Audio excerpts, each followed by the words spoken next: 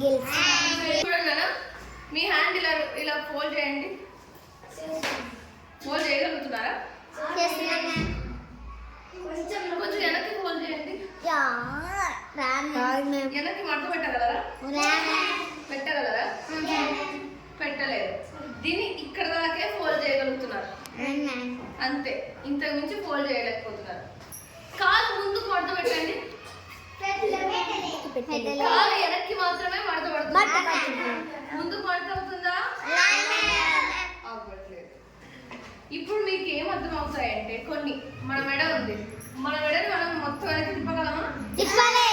వెనక చూడగలమా? ఇటుంది మన మెడ నేను నుంచి ఈడు దాకా మాత్రం తిప్పగలం. మరి వెనక్కి తిరిగి చూడాలా? కావాలంటే వెనక్కి తిరిగి చూడాలా, అంతేగాని మొత్తం తిప్పలేదు కదా. ఇవన్నీ ఒక టాపిక్ మీదే డిపెండ్ అయి ఉంటాయి. ఆ టాపిక్ పేరే యాంగిల్. అంటే మనం ఇప్పుడు నేను నోట్స్ రాద్దాం అనుకుంటున్నా. నేను బుక్ ఈడ పెట్టుకుని ఇట్లా రాస్తే నీట్గా వస్తుందా? నోట్స్ రాదు. నేను కింద పెట్టుకుని ఇట్లా రాస్తే వస్తుందా? నీట్గా రాదు. మనము ఇలా పెట్టుకుని కొంచెం స్ట్రైట్ కూర్చుని చెయ్యి కొంత వంకర పెట్టుకుని ఇలా రాస్తే వస్తుంది. దాన్ని మనం చెయ్యి ఎంతైతే వంచుతున్నామో, ఎంత బెండ్ చేస్తున్నామో, ఆ బెండింగ్ దాన్ని యాంగిల్ అంటారు. ఓకేనా? ఇదొక స్ట్రైట్ లైన్, ఇదొక స్ట్రైట్ లైన్, ఇదో స్ట్రైట్ లైన్, ఇదో స్ట్రైట్ లైన్. ఇప్పుడు ఈ స్ట్రైట్ లైన్ మీద ఈ స్ట్రైట్ లైన్ ని నేను పెట్టాలని అనుకుంటున్నాను. ఇది వేరేగా ఉంది, ఇది వేరేగా ఉంది. దీని మీద ఇది పెట్టాలనుకుంటున్నాను. దీని మీద ఇది పెట్టడానికి నేను తిప్పాలి కదా. ఎంతైతే నేను తిప్పుతున్నానో దాన్ని యాంగిల్ అని అంటారు. ద అమౌంట్ ఆఫ్ టర్న్, ఎంత టర్న్ అయితే మనం చేస్తున్నామో ఒక లైన్ పైన ఇంకో లైన్ వచ్చి పడడానికి, దాన్నే యాంగిల్ అని అంటారు. యాంగిల్ ఎక్కడైనా ఫామ్ అవ్వాలంటే ఖచ్చితంగా ఒక కార్నర్ అనేది ఉండాలి. ఇప్పుడు రెండు ఉన్నాయి, ఇందులో రెండు, ఇదొక లైన్, ఇదొక లైన్. ఈ రెండింటి మధ్యలో ఇక్కడ ఒక కార్నర్ ఉంది, కలిసి ఉంది, జాయింట్ ఉంది. ఆ జాయింట్ ఉన్న దగ్గర మాత్రమే యాంగిల్ ఫామ్ అవుతుంది. ఇప్పుడు చూడండి, మన చెయ్యి తీసుకోండి. ఇవన్నీ ఎందుకు? మన చెయ్యి ఉంది కదా మనకి.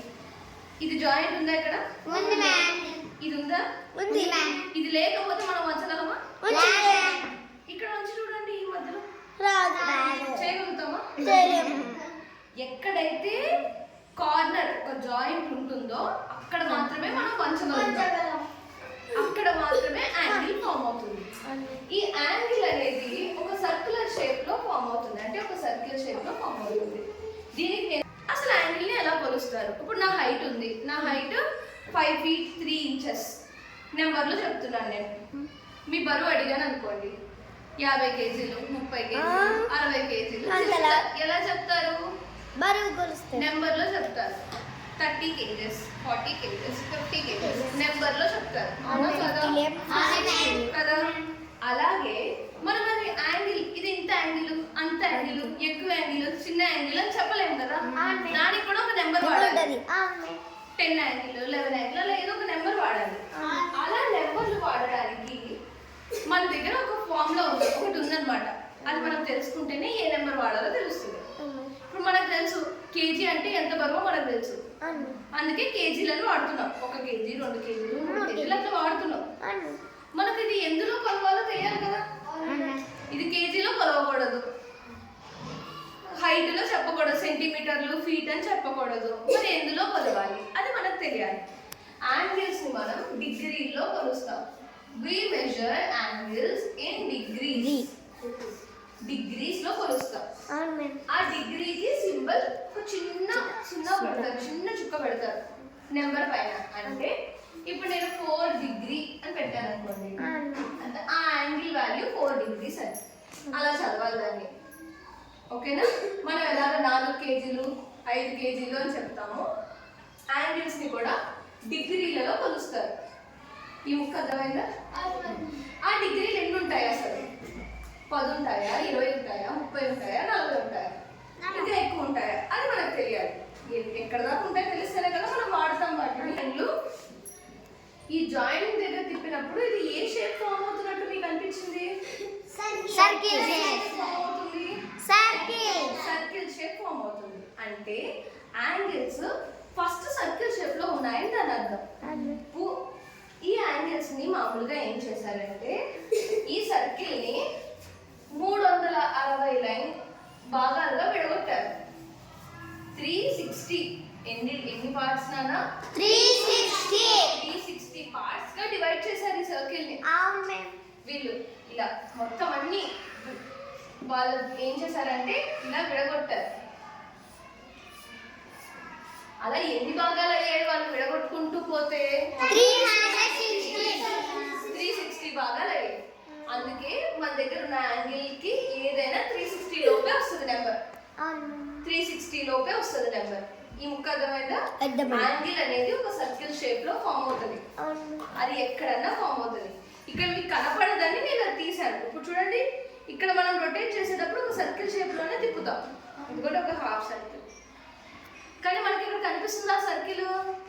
కనిపించట్లేదు. మీకు కనపడాలని నేను అది తీసుకున్నాను. Okay, there are some names in the angles. ఆ పేర్లు నేను చెప్తాను చూడండి.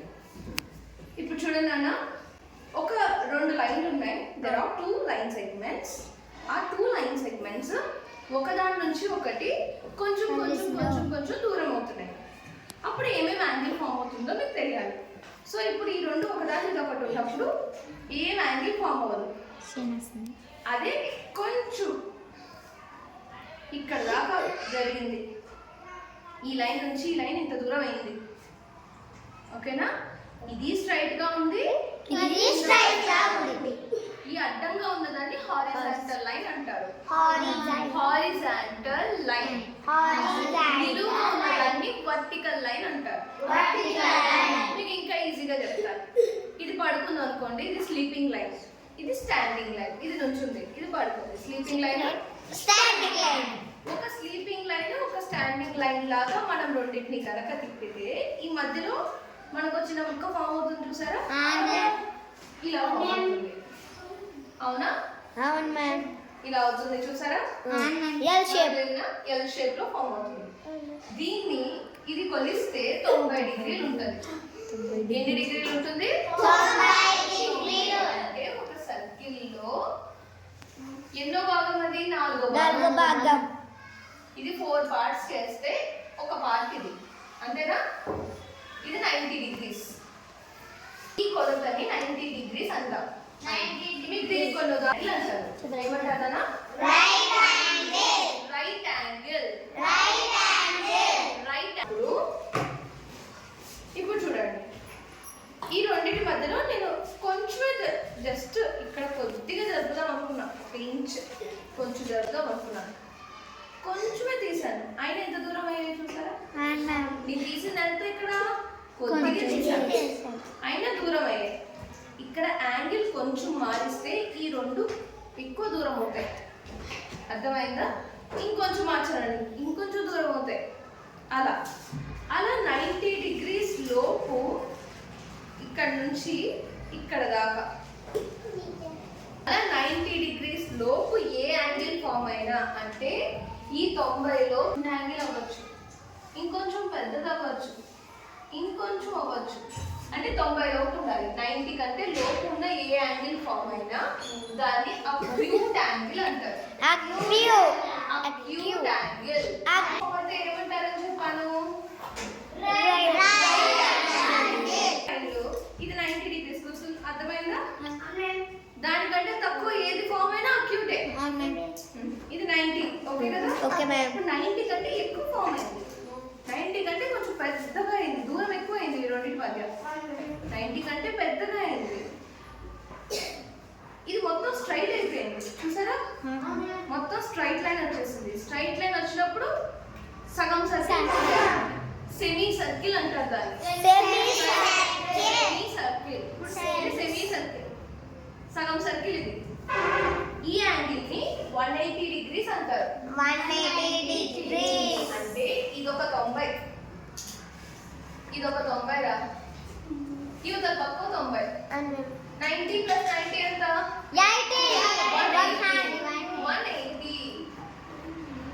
180. అందుకే ఈ సెమీ సర్కిల్ ఒక యాంగిల్ వాల్యూ అడిగారు అనుకోండి, అది 180 డిగ్రీస్. ఓకేనా? ఈ యాంగిల్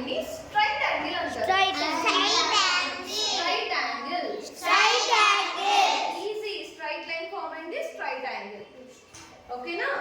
అదే ఒక స్లీపింగ్ లైన్ ఒక స్టాండింగ్ లైన్ ఉన్నప్పుడు ఫామ్ అయ్యేదాన్ని మనం ఏం చెప్పాను? ఇది రైట్ యాంగిల్. ఓకేనా? ఇదేంటి?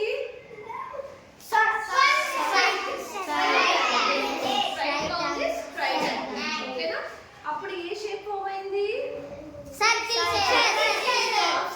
సెమీ సర్కిల్ అంటారు దాన్ని. సర్కిల్ లో ఇక్కడ ఉన్న వాల్యూ ఎంత? ఎన్ని డిగ్రీలు అది?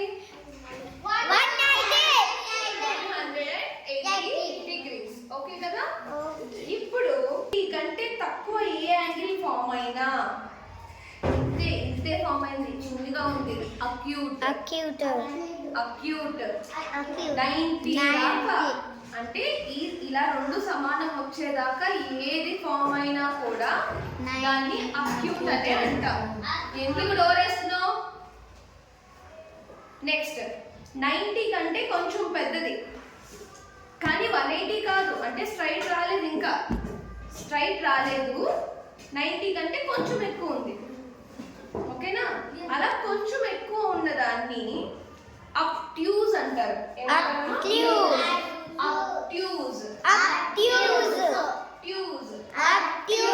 అంటే ఇది 90 కాదు, అలానే 180 స్ట్రైట్ గా కూడా కాలేదు.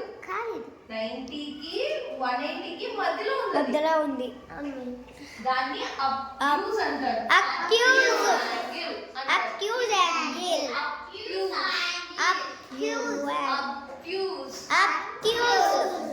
తెలుగులో దీన్ని అధిక కోణం అంటారు. దీన్ని అల్ప కోణం అంటారు. దీన్ని లంబ కోణం అంటారు. ఇంగ్లీష్ ఈజీ కదా? ఇంగ్లీష్ అక్యూట్ అంటే 90 కంటే చిన్నది, క్యూట్ గా ఉంటుంది. చిన్న యాంగిల్ అది 90 కంటే చిన్నది, చిన్నది చిన్నగా ఉండే యాంగిల్ అంతా అక్యూట్. కరెక్ట్ గా 90 వచ్చింది అనుకోండి, అది కరెక్ట్ గా ఉంది, రైట్. ఓకేనా? నెక్స్ట్ రైట్ కంటే కొంచెం పెద్దది. రైట్ కంటే కొంచెం పెద్దది కానీ స్ట్రైట్ కాదు. రైట్ కంటే కొంచెం పెద్దగా ఉంది కానీ అది స్ట్రైట్ కాదు. అది అక్యూట్ యాంగిల్. స్ట్రైట్ గా వచ్చేసింది అనుకోండి, అది స్ట్రైట్ యాంగిల్. ఇప్పుడు ఈ రెండు చూడండి, ఈ రెండు చూపిస్తాను చూడండి అన్న. ఇక్కడ దాకా తెలిసింది అక్యూట్. ఇది రైట్, ఇది అపోజిట్, ఇది స్ట్రైట్. స్ట్రైట్ కంటే కొంచెం పెరుగుతుంది.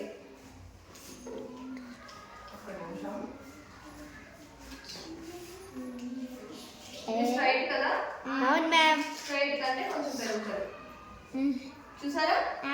స్ట్రైట్ కంటే ఎక్కువ వస్తే అది రిఫ్లెక్స్ యాంగిల్.